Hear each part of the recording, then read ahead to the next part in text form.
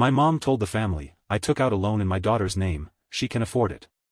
Everyone laughed until the bank called and said, actually, that's fraud.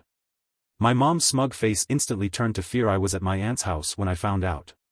We were all gathered in her backyard for a barbecue, my mom, my aunts, uncles, and cousins, just a normal family get-together. The sun was out, kids were running around, someone was burning the burgers, and the adults were sitting in a circle laughing about old stories. And then my mom, in the middle of all that, casually dropped a bomb. She leaned back in her chair, took a sip of her drink, and said, "Oh, by the way, I took out a loan in her name." She nodded toward me. "She can afford it." The way she said it, so smug, like it was just a funny little joke, like it was something I should be thanking her for. The whole table laughed. My uncle shook his head and said, "Damn, you really got her, huh?" My aunt, between bites of potato salad, chuckled and said, "Well, she does have a good job." I sat there, stunned. I felt like I'd just gotten the wind knocked out of me. "What?" I finally managed to say. My mom waved me off, like I was overreacting. "It's just a small loan," she said. "Nothing to freak out about." I could feel my pulse in my ears. My heart was racing. "How? How did you even?" "Oh, don't be so dramatic," she said, rolling her eyes. "I know you're social. You never check your credit anyway. You'll be fine." I could hear the blood rushing in my head. I didn't know whether to scream or cry. My own mother had stolen my identity, taken out a loan, and thought it was no big deal. And worse, the rest of my family was acting like it was funny.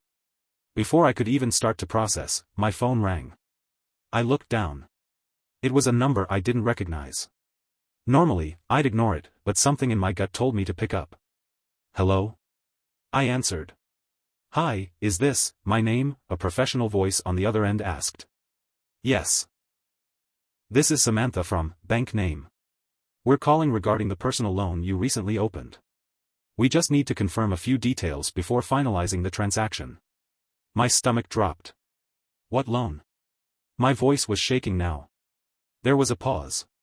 "Ma'am, are you saying you did not apply for a personal loan with us?" I did not. My hands were ice cold. A long, heavy silence. Then, the voice on the other end said something that sent a chill down my spine. "Ma'am, if you did not authorize this loan, then this is a case of identity theft and fraud." And right then, in that moment, my mom's smug face changed. The laughter at the table stopped. The family who had been joking and smiling a second ago were suddenly very, very quiet. Because now it was real. I stood up so fast my chair nearly tipped over. The whole backyard was silent now. My cousins, my aunts, my uncles, everyone was watching. My mom had been laughing just seconds ago, but now she was frozen, gripping her drink like she wished she could disappear. "Samantha," I said, forcing my voice to stay steady, "can you tell me how much this loan is for?" There was a pause. Then she said a number that made my knees go weak. $30,000. I could barely breathe. "And when was this taken out?" "Last month," Samantha said. "We sent paperwork to the address on file, but we never received a response. We also attempted to contact you before finalizing the funds, but," my mom intercepted them, I whispered, the realization hitting me like a truck. And that's when my mom snapped. "Oh, stop being so dramatic," she hissed, slamming her drink down. "It's not like I took out a mortgage in your name. It's just a little loan. You make more than enough to cover it." I turned to her, shaking. "You stole from me."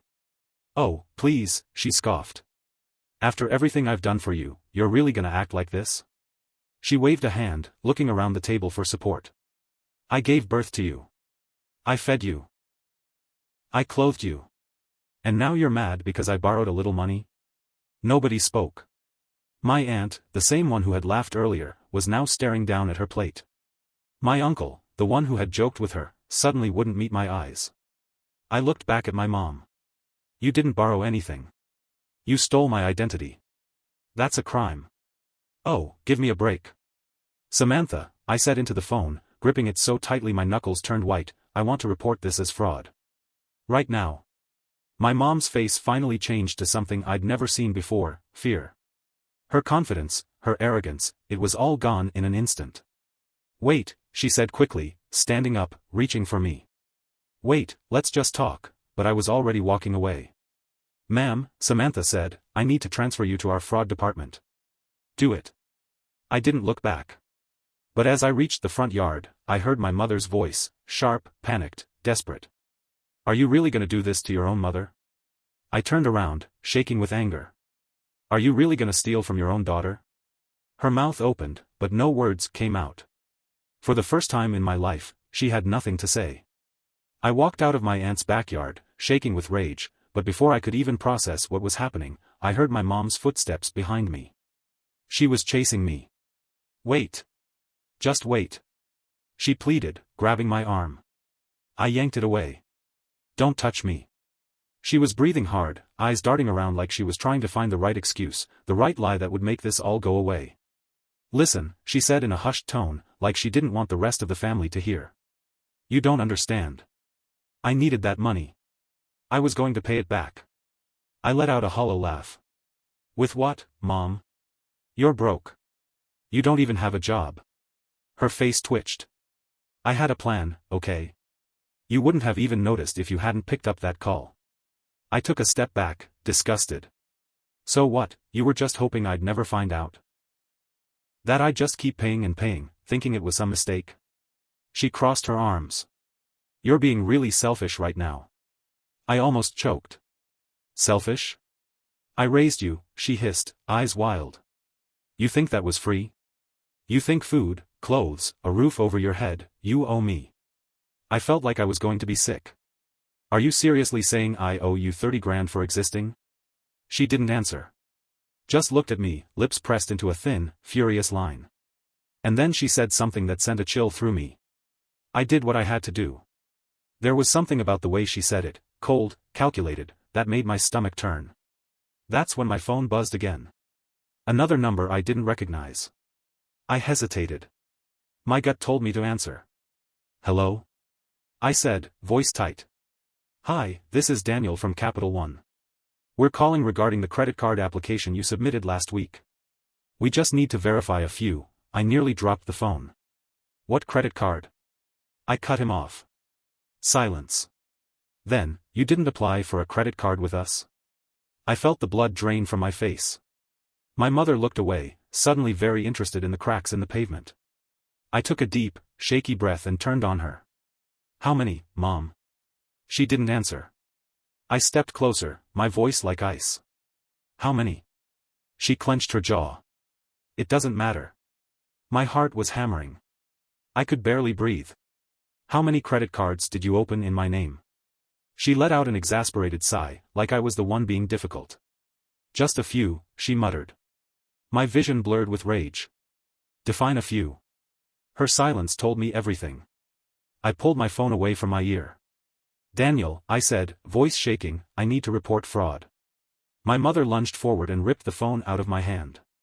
Before I could react, she ended the call. What the hell? I shouted. She was breathing hard now, eyes darting wildly. You're not gonna do this. You're not gonna ruin me over some stupid money. My hands were shaking. You ruined yourself. Her face twisted into something ugly. You're my daughter. You should be helping me, not trying to throw me in jail. I stared at her, barely recognizing the woman in front of me. The person who had raised me, who had pretended to love me, had been using me like a personal bank. I turned on my heel and marched back into the house. Where are you going? She demanded. I didn't answer. I walked straight to my aunt, who was still sitting at the table, looking uncomfortable as hell. I need a ride home, I said, voice clipped. My aunt hesitated, glancing at my mom, who was now standing in the doorway, her face pale. She stole my identity, I said. She took out loans. Credit cards. I don't even know how many yet. I looked around at my family, who were all suddenly very quiet. And none of you thought to tell me? Nobody answered. I shook my head, disgusted. Unbelievable. And then, loud and clear, I said, I'm pressing charges. The entire table gasped. And behind me, my mother let out a strangled noise, half a gasp, half a sob. And then, under her breath, she whispered something I wasn't supposed to hear. You have no idea what you've just done. And that's when I realized, this was bigger than I thought. I felt a chill run down my spine. You have no idea what you've just done. My mom's voice was low, dangerous. It wasn't a plea. It was a threat. The whole table was still frozen in shock. My aunt looked like she wanted to disappear. My uncle rubbed his face like he regretted ever showing up. My cousins stared at their plates, pretending they weren't hearing every word. But me? I was done. I turned around slowly. My mom was standing in the doorway, her hands clenched into fists, her face pale but furious. "What exactly have I done, Mom?" I asked, voice steady. "Held you accountable?" Her eyes flashed. "You think you're so smart," she spat. "You don't know what's coming." And just like that, I realized, she wasn't afraid of getting caught. She was afraid of what I was about to find out. I grabbed my phone, marched straight out the front door, and called the bank back. I wasn't stopping at just one fraud report. I sat in my aunt's car, my hands still shaking, and started calling every financial institution I could think of. Capital One. Chase. Wells Fargo. American Express. One by one, the picture became clear. My mother had been living off my name for years. She had credit cards in my name. A personal loan. A car loan. She had even tried to refinance the house under my name but got denied. I was drowning in fraudulent debt that I hadn't even known existed. And the worst part? My credit was ruined. I wanted to scream, to throw something, to cry, but I didn't. Because I had a plan. The next morning, I was sitting in a lawyer's office. I had printed everything, the bank statements, the fraudulent credit lines, even copies of the emails my mother had sent under my name. The lawyer flipped through the pages, his face unreadable. Then he looked up and said the words I needed to hear: "You have a strong case. If you want to pursue criminal charges, we can move forward immediately." I exhaled slowly. Do it. My mom had no idea what was coming. I didn't go back to her house. I didn't respond to her texts, her calls, or the long, rambling voicemails where she went from apologizing to blaming me in the same breath. I focused on fixing my life. I worked with fraud specialists to dispute the debts. Some could be reversed immediately. Others would take months, even years, to correct. My credit score was wrecked, but I wasn't giving up. And while I was rebuilding, my mom's real nightmare was just beginning. It started with the bank freezing the fraudulent accounts. Then came the official fraud investigation. And then, one afternoon, I got the call I had been waiting for. A detective. "Ms., my last name," he said, "we've completed our investigation. Given the amount of money involved and the clear evidence of intent, we're moving forward with charges." My breath caught in my throat. What does that mean?" "It means we're issuing a warrant for her arrest." I closed my eyes, a wave of emotion washing over me. Relief. Rage. Sadness. Satisfaction. The day my mother was arrested, I wasn't there to see it. But I heard about it. She had been at home, probably thinking she had gotten away with it, when the cops knocked on her door. She had screamed at them, cried, begged. It was just a mistake. I'm her mother. Can't we just fix this as a family? The officers didn't care. They cuffed her, walked her to the police car, and took her away. And just like that, my mother, the woman who had stolen my name, my future, my trust, was finally facing justice. It didn't end there. I took everything from her. She lost the car she bought with my credit. She lost the house she was trying to steal. She lost every single fraudulent card, loan, and account. And because she had multiple prior debts in her own name, she had nothing left. She called me from jail.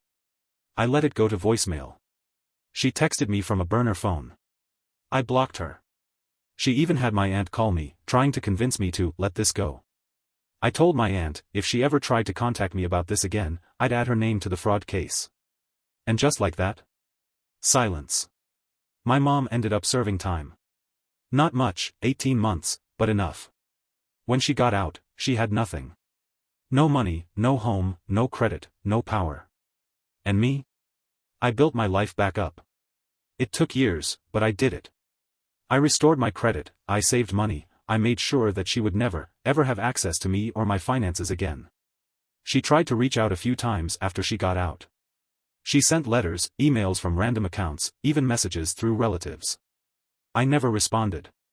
Because as far as I was concerned, she was dead to me. And that? That was my final revenge.